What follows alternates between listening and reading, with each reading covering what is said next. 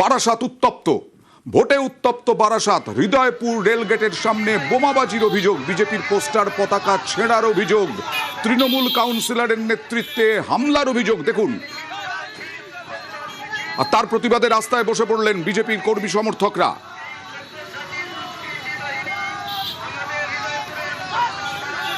জাতীয় সড়ক অবরোধ। 29 এপ্রিল দ্বিতীয় দফায় ভোট বারাসাতে, তার আগেই উত্তেজনা। কথা বলবো প্রতিনিধি জিয়াউলের সঙ্গে। জিয়াউল, কি ঘটনা ঘটেছে?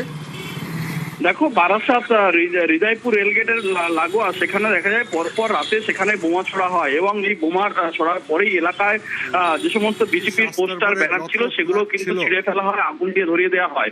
সবটাই অভিযোগের তীর, অর্থাৎ সেখানকার কাউন্সিলর তার নেতৃত্বে এই হামলা হয়েছে এমনটাই অভিযোগ। ফলে বিজেপি যেটা অভিযোগ করছে যে সবটাই ভয় পেয়ে, শাসক দল তৃণমূল কংগ্রেস ভয় পেয়ে এই হামলা করছে বা এই বোমাবাজি করেছে এলাকার মানুষকে আতঙ্ক তৈরি করার জন্য।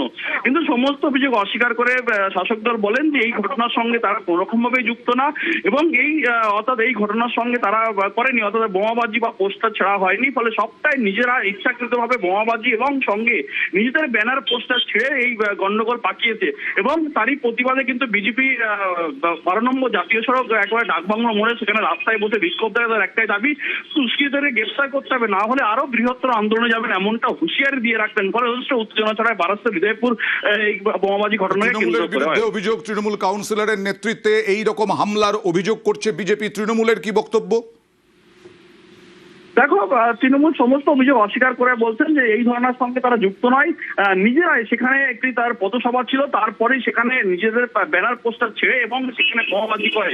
ফলে এলাকার একটা ভয় পরিস্থিতি তৈরি হয়, ফলে তারা হেরে যাচ্ছে। এলাকায় তো সিসি ক্যামেরা আছে, সিসি ক্যামেরাই তো স্পষ্ট হবে। পুলিশ কি সেই সিসি ক্যামেরা দেখে এগোচ্ছে? ফলে এখনো পর্যন্ত পুলিশ সূত্রে যেমনটি খবর, ফলে এলাকার যে অভিযোগ, পাল্টা অভিযোগ রয়েছে, তার জন্য কিন্তু এলাকায় সিসিটিভি রয়েছে। সিসিটিভি ইতিমধ্যেই নজর রাখা হয়েছে যে কারা এর সঙ্গে যুক্ত, কারা ব্যানার পোস্টার ছেড়া হয়েছে এবং কারা এলাকায় বোমাবাজি করেছে, সবটাই খতিয়ে দেখছে পুলিশ, এমনটা কিন্তু জানা যাচ্ছে। বেশ।